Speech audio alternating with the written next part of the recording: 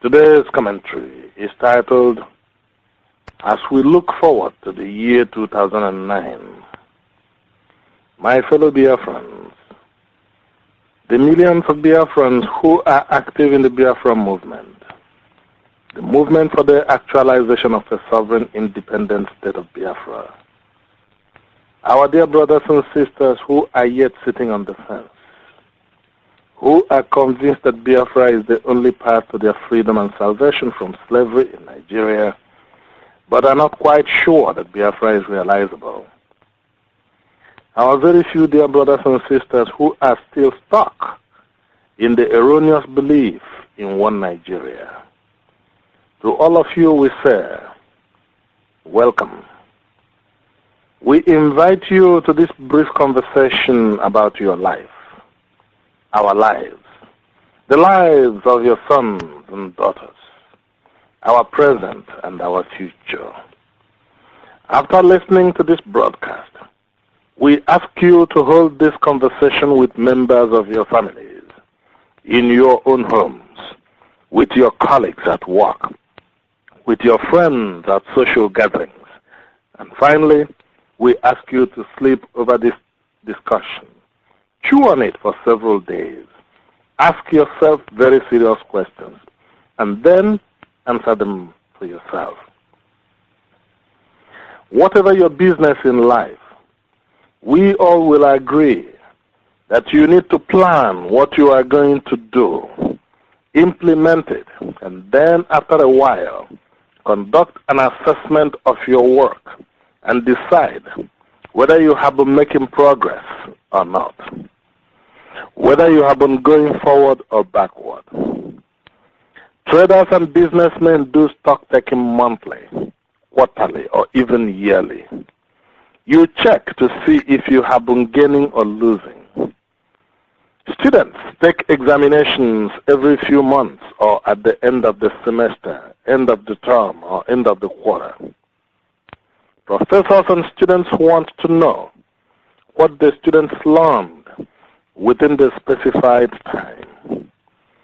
Doctors and nurses do a daily ward round to find out how their patients are doing, whether they are improving or deteriorating.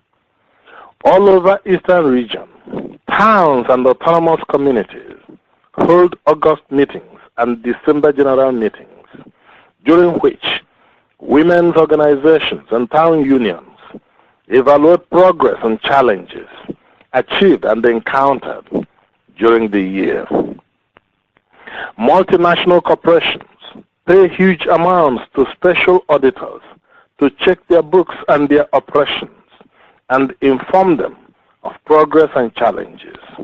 In developed societies, the head of state delivers a State of the Nation address once every year to the nation to inform the citizens of progress and challenges and to tell them if the nation is healthy or sick. The single reason you do this, the single reason organizations do this is they want to know whether they are progressing, standing still, or marching backwards. What we are asking you to do in this last few weeks of the year, 2008, is to look at yourself, your family, your community, and your ethnic group. Aman, Efik, Ibibio, Ijo, Igbo, Ogoja, Isekiri, Isoko, Ishan, and Urobo. And place yourself in the context of Nigeria. And then ask yourself a few questions. Am I, my family, community, my ethnic group making progress, standing still, or marching backwards in terms of freedom in Nigeria? Are you free to speak your mind anywhere and anytime when you meet a soldier, policeman, or any other government agent? Are you free to elect who you want as governor, senator, or even councillor? Are you free even to practice your religion everywhere in Nigeria? Liberty. Are you at liberty to live in any part of Nigeria without fear of being molested or killed? Are you at liberty to pursue any business or trade of your choice anywhere you like in Nigeria without being molested, killed, or your business looted and burned? Are you at liberty even to just be yourself, be Anang, Efik, Ibibio, Igbo, Ijo, Ogoja, Ishekiri, Isoko, Ishan, and Urobo without being killed? Or for being Anang, Efik, Ibibio, Ijo, Igbo, Ogoja, Ishekiri, Isoko, Ishan, and Urobo? Respect for your rights as human being. How much respect as a human being do you get from the government of Nigeria and the agents of government in Nigeria? The Army, Air Force, Navy, Police, Customs, Immigration, politicians, governor, senator, representative, civil servant, even Federal Road Safety Corps. Do they treat you like a human being or like a wild animal, or at best like a slave? Control of your resources. Is your ancestral land, the land bequeathed to you by your father and handed down through many generations in your family, does that land really belong to you or to the government of Nigeria? If you think that it belongs to you, then why does the Nigerian government take it away from you without permission, without consultation with you, without compensation, and always without even telling you? Why?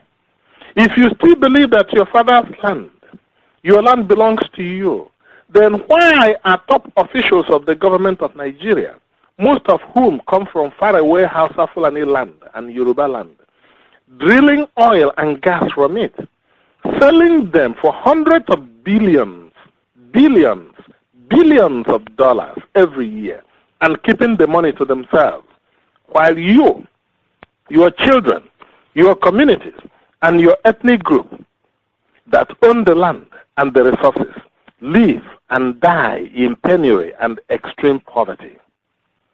Quality of life. How often do you go to bed and just sleep without keeping one eye open and your ears cocked to know when armed robbers arrive? How often do you travel on the roads and feel really safe? How well would you say that you eat decent regular meals? That if you are sick, you will be seen by a qualified physician quickly? That if you are pregnant, you will be seen regularly by a qualified OBGYN who will see you through the delivery as you become a new mom? How many of you are suffering from high blood pressure, diabetes, and other deadly illnesses? Do you know that the high level of stress that Nigeria gives you every day is one of the major causes of your sickness? Provision of social amenities for the enjoyment of life. When was the last time that clean drinking water flowed from the taps in your neighborhood, if you have any? When was the last time you even saw pipe-borne water in your neighborhood?